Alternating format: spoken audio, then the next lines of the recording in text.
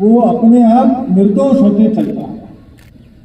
सहजता पूर्वक उत्तम काम करने के लिए अभ्यास आवश्यक है, प्रैक्टिस आवश्यक है। वो प्रैक्टिस हो जाती है, परंतु ध्यान नहीं रखा तो एक ही बात बार बार करने में मनुष्य वो बात क्यों कर रहे हैं इसको भूल जाता है। एक बार ऐसे हुआ कि एक गरीब आदमी रो रहा था, पैसा नहीं था।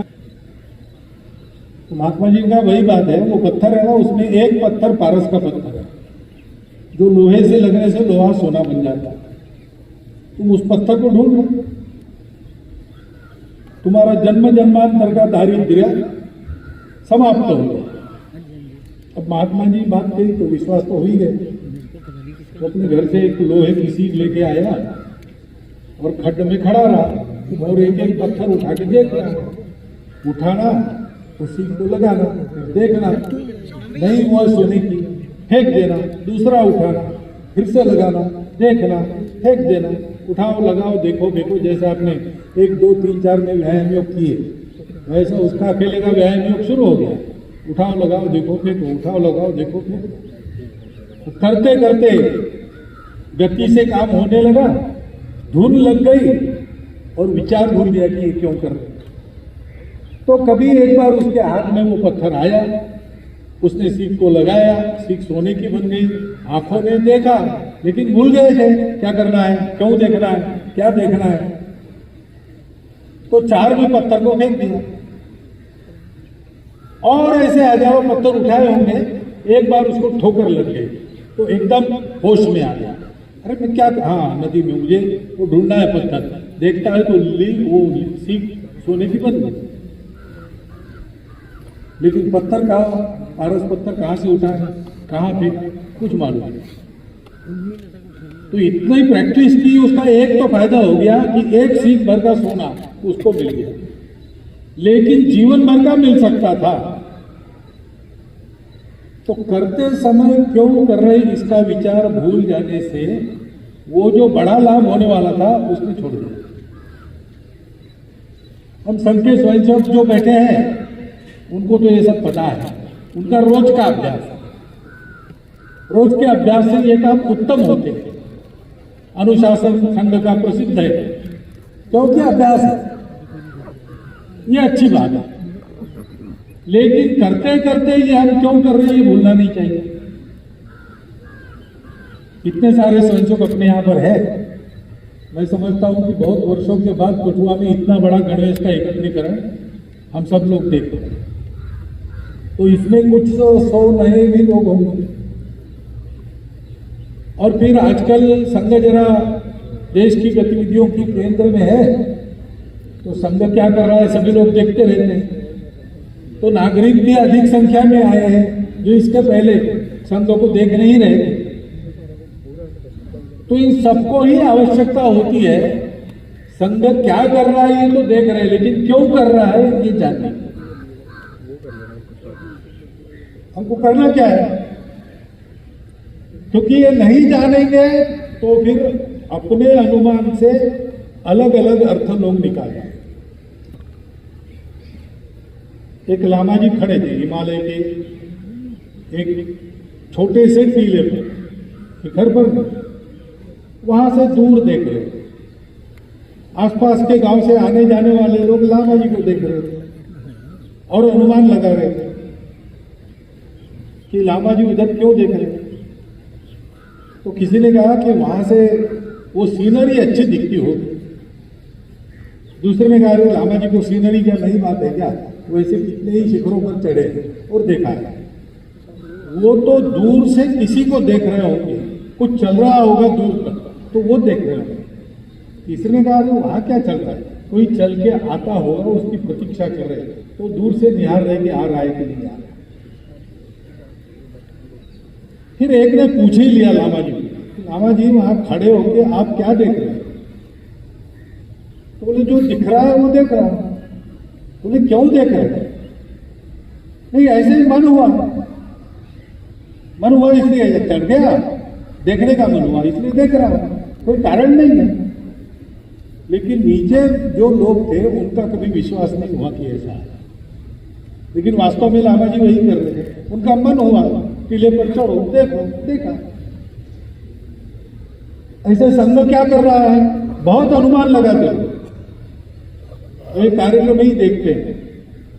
तो गीत सुन के कोई कहता है कि इनकी कोई संधि चाला होगी अखिल भारतीय, युद्ध वगैरह देखा तो मार्शल आर्ट्स क्लब है, all India martial arts club. गणवेश वगैरह में तो ये पैरामिलिट्री वाले लोग हैं, ऐसा लोग मानते। अब वो राजनीतिक दल में भी इसकी कुछ स्वयंसेवक है, आजकल प्रसिद्ध हो गया है। तो फिर खबरें छपती है कि वो संघ के सरसंघ चालक आए हैं और चुनाव के लिए स्वयंसेवकों की नब्ज टटोल रहे। मैं तो जानवरों का डॉक्टर हूं, मनुष्यों की नब्ज नहीं टटोलता, सीखा नहीं मैं, लेकिन ऐसे अनुमान लगा।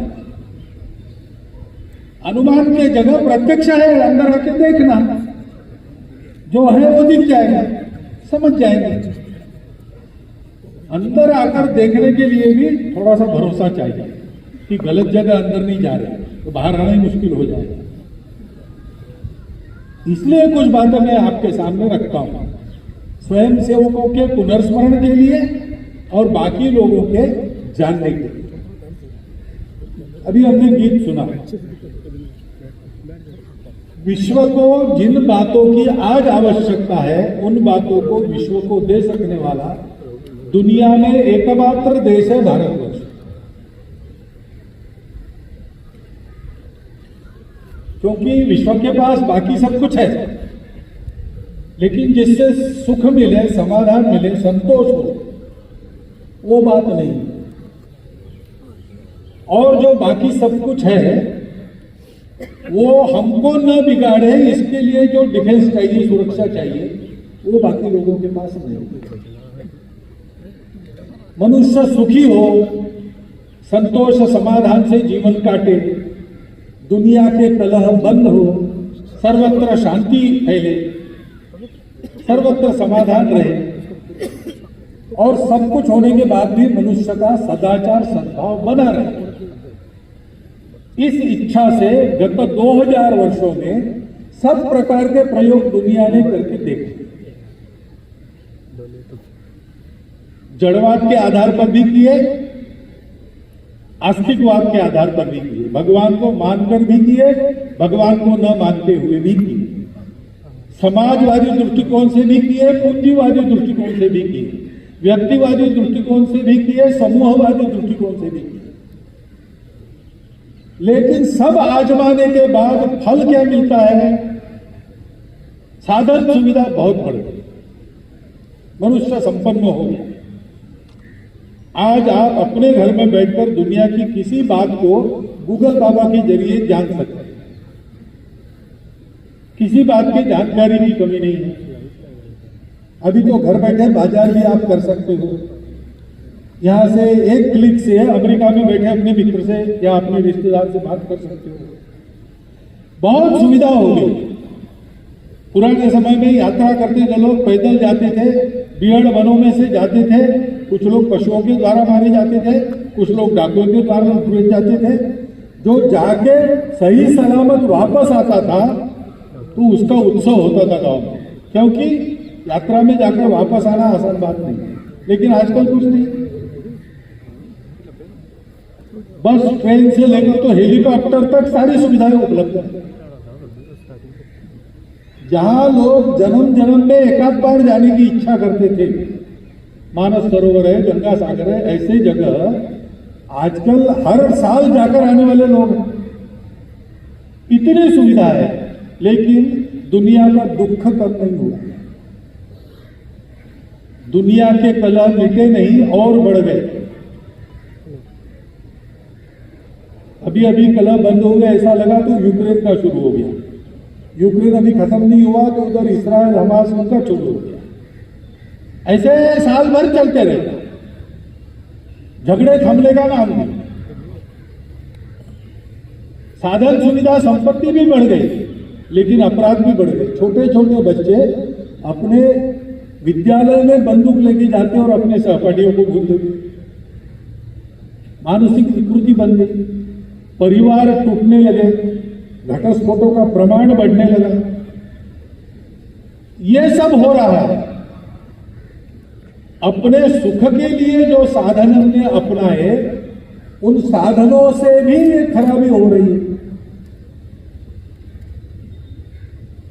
तो अभी आर्टिफिशियल इंटेलिजेंस आ रहा है, पूर्वानुभव के आधार पर अनेक शास्त्रज्ञों को ये डर लगता है कि ये ला तो रहे हैं हम, लेकिन कहीं आज हम मशीन को चला रहे, मशीन कल हमको चलाने न लगे।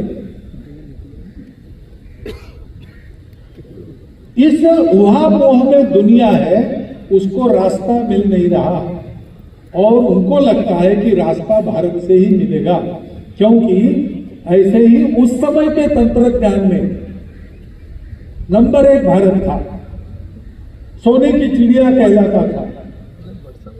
यहां गरीबी नहीं थी, भिखारी नहीं थे, चोरी नहीं थी, अप्रामाणिकता नहीं थी, सब लोग समाधान पूर्वक रहते थे। भाषा, पंथ, प्रांत, जाति पाति सब विविधता थी, लेकिन आपस में कलह नहीं था। ऐसा 1 नहीं 2 नहीं 3000 साल तक भारत रहा। अभी अभी तक भारत पर आक्रमणों का तांता शुरू होने के पहले तक भारत सब मामलों में दुनिया का नंबर 1। भारत के पास कोई प्राचीन पूंजी ऐसी है जिससे दुनिया को रास्ता मिल सकता है और मिलता है। अभी G20 हुआ, G20 में मुख्यतः आर्थिक और भू राजनीतिक मामलों का विचार होता है, वो भी अर्थाधारित ही विचार होता है। व्यापारी मानसिकता से ही सारे देशों के मुख्य और प्रशासक वहां आते चर्चा करते। लेकिन भारत में परिषद हुई, भारत यजमान बना, तो परिणाम क्या हुआ? अर्थाधारित विचार करने वालों ने वसुधैव कुटुंबकम के मानवीय विचार को स्वीकृत किया। आर्थिक विचार पर मानवीय विचार सवार हो गया। अब उसके क्रियाकलाप जरूर बदलेंगे। यह दिशा भारत में ही उनको मिलती और भारत में उनको मिलनी ही थी, क्योंकि भारत के पास अपना एक दृष्टिकोण है, वो थियरी नहीं है, वो प्रत्यक्ष अनुभूति है। भारत के पूर्वजों ने बहुत पहले ये जाना कि दिखता सब अलग अलग है, लेकिन एक से ही निकला है। विविधता में एकता को ढूंढना नहीं पड़ता है, क्योंकि एकता की ही सारी विविधताएं हैं। वो एक ही अपनी इच्छा से विविध बना है। विविधता में विचरण करना पड़ता है हम लोगों को भौतिक जीवन में। एकता का भान रख के चले तो सुख ही सुख है।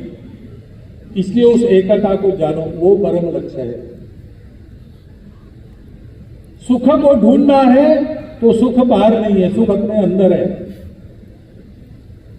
गुलाब जामुन खाएंगे, कितने खाएंगे? खवैये लोग हैं, 100 खाते हैं, लेकिन 100 के बाद 101वां उनसे भी निगलना नहीं होता। फिर 10-25 और ठूसे जाएंगे तो निगल लेंगे। लेकिन एक समय आएगा कि वही गुलाब जामुन जैसा पहले था वैसा ही 125वां या 150वां उनके मुंह में ठूसेंगे तो उल्टी हो जाएगी। तो वो मिठाई जो अच्छी लगती है वो गुलाब जामुन में थी कि अपने मन में थी? वो अपने मन में थी। और इसलिए सुख का उद्गम अपने अंदर है। जो सबके अंदर है वो ही हमारे अंदर है।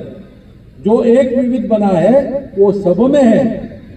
अपने अंदर उसको जानो और सब में उसको देखना सीखो, तो शाश्वत सुख मिलता है।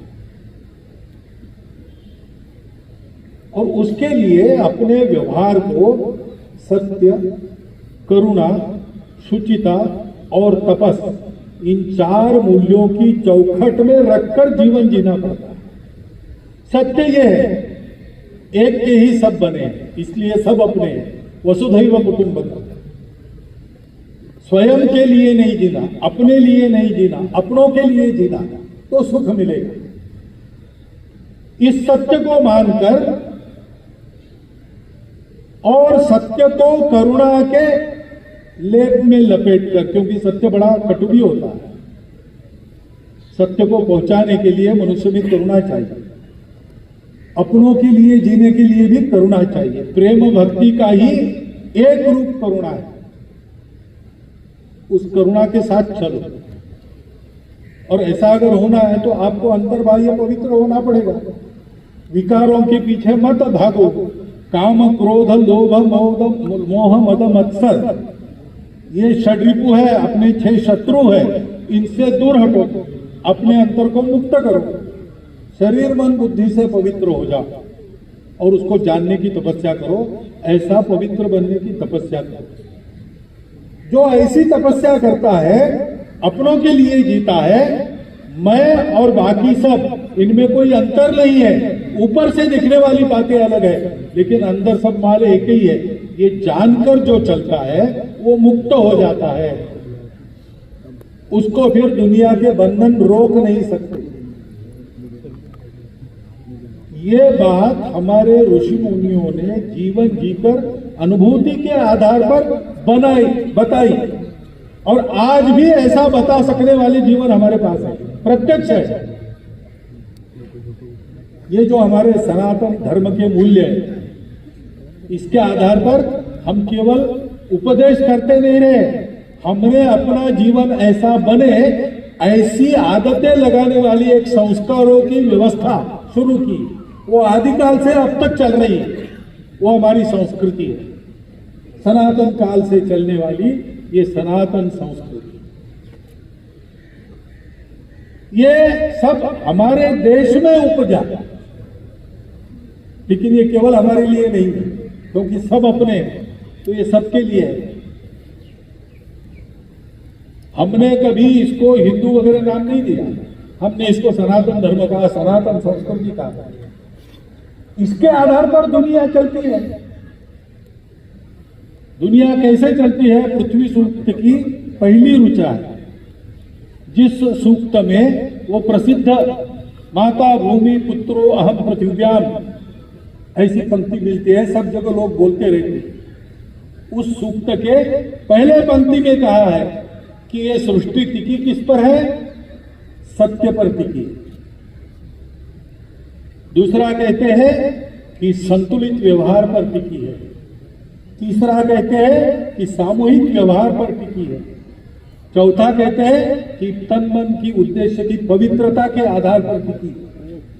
ये सारा वर्णन उसमें है। जीवन ऐसा बनाने के लिए ज्ञान तो हो गया बुद्धि में, मन ने तो मान लिया, लेकिन शरीर को आदत लगानी पड़ती है। तो छोटी छोटी बातों की आदत कराने वाली संस्कार पद्धति, संस्कृति, जिससे हमारा समाज का स्वभाव बना, हमारे समाज की संस्कृति बनी, वो हमारी संस्कृति है।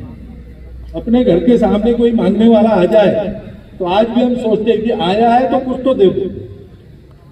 पूरी मांगे नहीं कर सकते हैं, लेकिन मुट्ठी भर चावल ही दे देंगे, एक आध पैसा ही दे देंगे। और देंगे तो किसके हाथ से देंगे? घर में जो छोटा बच्चा है उसको भेजेंगे, क्योंकि उस बच्चे को बचपन से पता रहेगा कि हमारे घर में जो भरा पड़ा है वो केवल हमारे अपने लिए नहीं है। जो जरूरत वाला व्यक्ति घर के सामने आता है, उसका परिचय बिना पूछे उसको जरूरत है, इसमें से देना है। हम ट्रस्टी है, संपत्ति हमारी नहीं है, संपत्ति राजा की नहीं है, संपत्ति भगवान की है। राजा भी ट्रस्टी है, हम भी ट्रस्टी। इस प्रकार की बड़ी बातों की आदत करने वाली छोटी छोटी बातें, उनको कहते हैं संस्कार। वो हमारे पास है।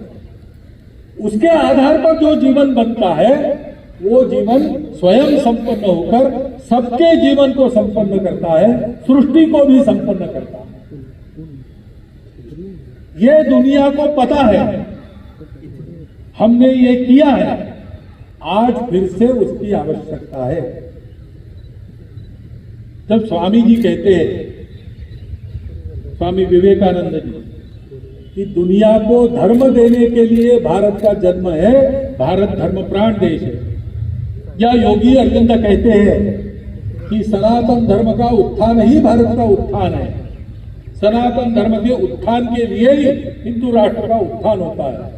तो वो जो धर्म है वो पूजा पाती या खान पान नहीं है, उसका एक छोटा अंग वो है, और उसमें विविधता है। आपके रुचि को पूरा स्वातंत्र है। धर्म वो है जो धारणा करता है, सबको जोड़ता है, कला मिटाता है, भेद मिटाता है, सबको जोड़ के ऊपर उठाता है। दुनिया का संतुलन हो गया, जिसके आधार पर सृष्टि टिकी रहती है, वो एक फैक्टर चला गया, वापस कैसे आएगा? धर्म संतुलन देता है। धर्म एक्सट्रीमिज्म पर नहीं जाता, बीच में चलता है, मध्यम मार्ग है तथागत ने कहा। सारी भारतीय विचार परंपराएं आस्तिक हो नास्तिक हो इस बात का प्रतिपादन करते हैं, धर्म चाहिए। वो दुनिया को देना ही अपना कर्तव्य है, दुनिया के हित के लिए वो अनिवार्य है। भारत का वो ईश्वर प्रदत्त कर्तव्य है, भारत के जन्म का वो प्रयोजन है। उसके लिए सारे आघात सहन कर भी भारत जिंदा है। यूनान मिस्र रोमा सब मिट गए यहां से। कुछ बात है कि हस्ती मिटती नहीं हमारी। वो हस्ती क्या है? वो ये है, हमको ये काम करना है, इसलिए हम इतने सारे उतार चढ़ाव इतिहास के देखकर भी आज जिंदा है। हमारी संस्कृति सही, हमारे धर्म सही, ऊपर की बातें बदली, लेकिन हृदय वही है, वृत्ति वही है, दृष्टि वही है। तो ये देने के लिए हमको लायक बनना पड़ेगा। लायकी की बातें कौन सी है? पहली बात है कि दुनिया दुर्बलों का नहीं मानती। दुनिया उसका मानती है जिसमें कोई शक्ति है। दुनिया उसका मानती है जो बोलता है वैसा उसका जीवन है। हम लोगों को ऐसा बनना पड़ेगा। हम भारत के लोग हैं। हम कौन है? हम हिंदू हैं। हिंदू क्या है? हिंदू धर्म है। हिंदू पूजा नहीं, हिंदू खान पान रीति रिवाज नहीं, सभी पूजाओं का स्वीकार करने वाला, सभी खान पान रीति रिवाज के लिए जिसमें जगह है, ऐसा जो केवल टॉलरेट नहीं करता, एक्सेप्ट करता है और रिस्पेक्ट करता है,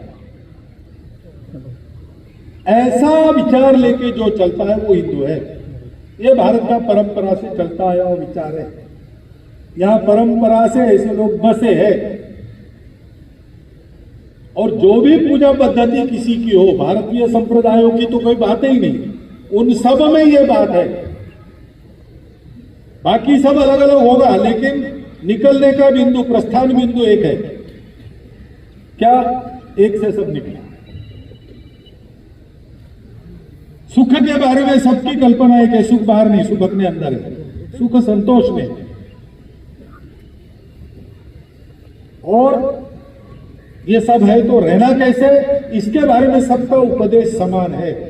सनातन की भाषा में कहना है तो सत्य, अहिंसा, अस्तेय, अपरिग्रह, ब्रह्मचर्य, तप, शौच, स्वाध्याय, संतोष, सत्य प्रणिधान, यही 10 बातें अपने अपने शब्दों में भारत के सब पंथ संप्रदायों ने अपने अनुयायियों के लिए बताइए कि ऐसे रहो। अंतर केवल पूजा का है, खान पान के नियमों का है। पर्व त्योहार अलग अलग होंगे, कहीं बहुत सारे तो एक ही है। इस अपने एकता को पहचान कर अब तक जो भेदों का व्यवहार 1000 वर्ष तक हमारा रहा, उसको छोड़ देना और भारत माता के सब पुत्र अपने भाई, मेरा जीवन विकसित होके उनके विकास में काम आएगा, ऐसा जीवन रहेगा, ऐसा अपना जीवन बनाना। उसके लिए रोज संघ की शाखा में आना, बाहर की दुनिया को भूल जाओ, दाल आटे के भाव भूल जाओ, कहां कहां लड़ाई झगड़ा हो रहा है भूल जाओ, यहां आओ, भारत माता को ही सामने रखो, उसके भक्ति के ही गीत गाओ, भारत माता के पुत्रों के साथ वो कौन है, कितने कमाते हैं, किस जाति के हैं, कुछ विचार मत करो, वो अपने भाई है। भारत माता की धूल में लोट-पोट होकर खेल खेलते, बड़ी बातों के गुण विकसित करो और ऐसा करते हुए सबको जोड़ो। सब मिलकर भारत को बड़ा बनाएंगे ताकि भारत सब विश्व के देशों को साथ लेकर दुनिया को सुख शांति का नया रास्ता दिखाएगा। संघ का काम इसके लिए चला है। प्रार्थना होगी, आप सुनेंगे। आखिरी कड़ी देखिए, विजयत्री चल संहता कार्य शक्ति, हमारी संगठित कार्य शक्ति के भरोसे विधायास्य धर्मस्य संरक्षणम। उस कार्य शक्ति का उपयोग गुंडागर्दी के लिए नहीं, लड़ाई झगड़े के लिए नहीं, धर्म का संरक्षण करने के लिए। जोड़ने वाला तत्व, बिखरने न देने वाला तत्व, सबको उन्नत करने वाला तत्व, उसकी सुरक्षा के लिए उपयोग करते हुए हम अपने देश को परम वैभव संपन्न बनाएंगे। इसके लिए शीघ्र समर्थ बनेंगे। परम वैभव में तो बेहतर स्वराष्ट्रम समर्था भवतु। भगवान को कहते तुम्हारा आशीष दो, भृषभ जल्दी हो। ये संघ की प्रार्थना है। लाखों स्वयंसेवक रोज अपने सामूहिक संकल्प का स्मरण शाखा पर अपने शरीर मन बुद्धि को उन्नत करने वाले सीधे सरल कार्यक्रम करते हुए करते हैं। छोटी छोटी बातों की चिंता करते हैं तो बड़े बड़े प्रकरणों में संघ के स्वयंसेवक सबसे पहले पहुंचकर समाज को राहत देते। इसमें कोई आश्चर्य हमको नहीं लगता। अंग्रेजी में कहावत है, take care of pennies, pounds will take care of themselves. बड़ी लंबी चौड़ी बातें करने कोई मतलब नहीं भैया, पहले तो अनुशासन में रहना चाहिए। देश में कंट्रोल चाहिए, अगर देश में चाहिए तब होगा, लेकिन पहले अपनी चप्पल लाइन में रखो।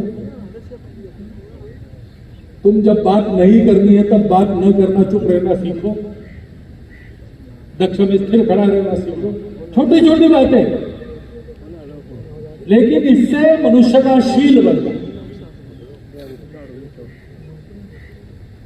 सो एन एक्शन, एक कुर्ती को बो, रीप ए हैबिट, एक आदत को काटो। Sow an habit, sow a habit, एक आदत को बो, रीप ए नेचर, एक स्वभाव को बनाओ। Sow a nature, reap a character, स्वभाव को बो, चरित्र को बो। व्यक्तिगत चारित्र्य और राष्ट्रीय चारित्र्य दोनों। हमको भी शुद्ध रहना, पवित्र रहना, दुनियादारी के कीचड़ में उतरकर भी अपने आप को उससे अलग रखकर उससे डील करना है, उसको हैंडल करना है। ये प्रपंच की कुशलता है। कुशलस्य उपसंपदा, ऐसा तथागत ने कहा है। योग कर्मसु कौशलम, ऐसे श्री कृष्ण ने कहा है गीता में। उसका अर्थ यही है। दुनिया में निकलते हैं तो प्रकृति स्वभाव के अनुसार चलता है, तो हम अहिंसक है, लेकिन सामने से कोई नाग जा रहा है तो हम उससे बचेंगे जरूर, उसको जाके मारेंगे नहीं, सर्वमित्र को बुलाएंगे, उसको छोड़ देंगे जंगल में। लेकिन जानबूझकर मैं तो अहिंसा का पालन करने वाला हूं, मुझे कुछ नहीं करेगा, इसलिए उसके सामने नहीं जाता। ये कुशलता है। शक्ति संपन्न इतने बनो कि दुनियादारी के जंजाल में हम पर कोई कीचड़ का धब्बा न लगे। हमको तो आज बहुत इसकी जरूरत इसलिए है कि आज अनुकूलता का जमाना है। हमको सब लोग चाहते हैं, हम पर विश्वास रखते हैं। हमको जितना उन्होंने देखा है उसमें उनको ध्यान में आया है कि ये लोग अच्छे हैं और सद्भावी है, तो हमसे अपेक्षा भी करते और हमारी प्रतिज्ञा भी है, तो हम काम भी करते हैं। लेकिन करते करते जहां जाएंगे वहां के वातावरण का कुछ तो परिणाम होता है। हमको ये अहंकार करने की जरूरत नहीं कि हम नहीं बिगड़ेंगे, हम भी बिगड़ सकते हैं। और इसलिए हमारे लिए एक तो उपाय है, रोज की शाखा है।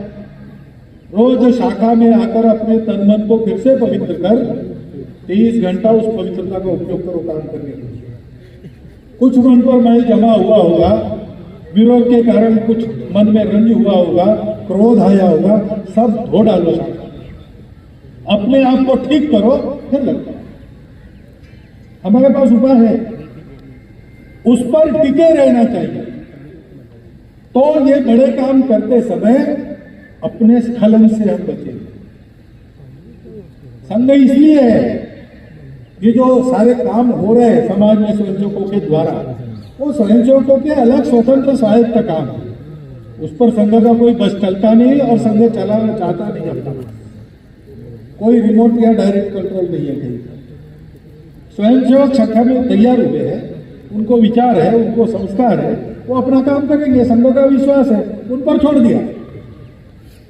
संघ क्या करता है? संघ ऐसे लोगों को तैयार करता है, और जो तैयार हो वो अगर ऐसा नित्य शाखा में आए तो उनको तैयार रखते हैं। इसलिए शाखा का आग्रह है, संघ यानी शाखा, शाखा यानी कार्यक्रम, क्योंकि कार्यक्रमों से आदत बनती है, आदतों से संसद बनता है, उसका शील बनता है। तो शीलवानों की शक्ति हमेशा अच्छे कामों के लिए काम में आती है। जिनका शील नहीं है वो क्या करते हैं? विद्या विवादाय धनम मदाय शक्ति परेशान पर पीड़ा। धनवान हो गए तो मदान्ध हो जाए, विद्या प्राप्त हुई तो विवाद करेंगे, सब जगह विवाद ही पैदा है, अपना नहले पे नहला जमाने की कोशिश करेंगे, और शक्ति है तो दूसरों को कष्ट देने में उसका उपयोग करेंगे। लेकिन शीलवान जो है ये खलस से साधुओं का, दुष्टों का ऐसा है, साधु विपरीतम है, इसके उल्टा है।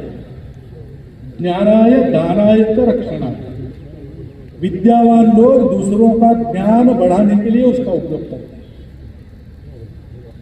धन का उपयोग दान करने के लिए करते हैं, और शक्ति का उपयोग दुर्बलों की रक्षा के लिए करते हैं। ऐसा शील उत्पन्न करना व्यक्तिगत दृष्टि से भी और राष्ट्रीय दृष्टि से भी। व्यक्तिगत दृष्टि से अहिंसा आवश्यक है, अनिवार्य है, हमारे धर्म के मूल्यों में से एक है करुणा और अहिंसा, दो अलग बातें नहीं। परंतु दुनिया में दुष्टों से दुर्बलों की रक्षा करनी है तो हाथ में शस्त्र धारण करना पड़ता है। इसका अनुभव तो हम स्वतंत्रता के बाद बार बार ले चुके हैं, और इसलिए राष्ट्रीय संदर्भ में चारित्र्य का विचार करते समय एक के गुण का विचार नहीं करना पड़ता, सबकी सुरक्षा, सबके हित का विचार करना पड़ता है। अहित करने वाले, समाज को तोड़ने चाहने वाले, देश को तोड़ना चाहने वाले, उनके लिए जिस उपाय से उनका निराश होगा उस उपाय को करना, यह अहिंसा ही है। ऐसे हमारे व्यक्तिगत सद्गुण हैं, उन व्यक्तिगत सद्गुणों का व्यक्तिगत जीवन में पूर्ण स्थान है। राष्ट्रीय संदर्भ में हो सकता है कि हमको सबके हित के लिए कुछ विचार करना पड़ेगा। नियम और अनुशासन पालन का युधिष्ठिर का स्वभाव था, तो द्यूत में नियम था क्षत्रियों के लिए, द्यूत का आह्वान हो तो पीठ नहीं दिखाना, तो मालूम होकर भी दूसरे बार बुलाया, फिर से कुछ षड्यंत्र होगा, खेलने के लिए गए, क्यों? अनुशासन पालना। लेकिन उनको स्वर्ग का भी अनुशासन पता था कि स्वर्ग में सभी मनुष्यों को भी प्रवेश नहीं है सदैव, केवल पुण्यवानों को मिलता है, कुत्ते को प्रवेश तो मिल ही नहीं सकता। लेकिन उन्होंने कहा कि हमारे साथ चल के ये कुत्ता आया इतना दूर तक, मेरे चारों भाई और मेरी पत्नी वो दोनों पीछे छूट गए, उनके प्राण चले गए, लेकिन ये कुत्ता मेरे साथ दे रहा है, वो अगर सदैव नहीं आता मेरे साथ तो मुझे स्वर्ग नहीं। ये सब सहायक होते हैं, ये अकेले कुछ नहीं कर सकते। इन सबको एक बड़ा साथ चाहिए, वो समाज की इच्छा शक्ति और समाज के सद्गुणों, उन सद्गुणों की साधना और अपने राष्ट्र को परम वैभव संपन्न राष्ट्र बनाने की इच्छा शक्ति, इन दोनों का निर्माण संघ की शाखा में होता है। वही करने के लिए संघ है, ये छोड़कर संघ को और कुछ करना नहीं। बाकी जो करना आवश्यक है स्वयं कर ले, समाज कर ले, समाज तैयार हो जाए। संघ को तो ऐसे लोग तैयार करने हैं, इसलिए हम शाखा में आते हैं, इसलिए हमारा अनुशासन की छोटी बातों पर आगे बढ़े, इसलिए इन सब बातों का पालन हम करते हैं, इसको ध्यान में रखकर हम चले। तो आज का समय ऐसा है कि शक्ति हमारी भी बढ़ गई है, समाज में हमारा एक स्थान भी बन गया है, समाज में अपने राष्ट्र को बड़ा देखने की इच्छा शक्ति जाग रही है, तो समाज आगे होकर चलने के लिए तैयार है। ऐसे समय में हम लोग समाज को अपने शक्ति की जोड़ी दे दे, समाज को आगे करें, क्योंकि हमको तो कुछ नहीं चाहिए। तेरा वैभव अमर रहे माँ, हम दिन चार रहे न रहे, ऐसा हम मानते हैं। हम चाहते हैं कि इतिहास में ये न लिखा जाए कि संघ के कारण देश बड़ा हुआ, इतिहास में ये लिखा जाए कि समाज ऐसे बना कि उसने अपने देश को बड़ा कर दिया। और इसलिए मन में पूर्ण सद्भाव लेके स्वार्थ और भेदों को भूलकर देश का काम करते करते जीना, और अगर मरने की आवश्यकता है तो मरने के लिए भी तैयार रहना।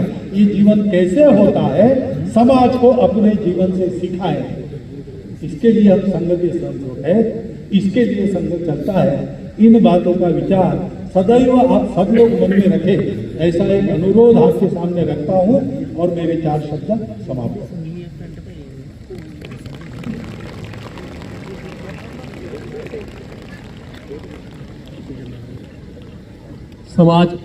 समाज के बंधुओं व माताओं बहनों से आग्रह है कि उत्तिष्ठ की आज्ञा के बाद सभी अपने स्थान पर खड़े रहें। सावधान। जलपान की व्यवस्था बाहर है, स्वयं सेवक वहीं पे रहे, जो स्वयं सेवक हैं वो नहीं चाहेंगे। अभी समाज के बंधु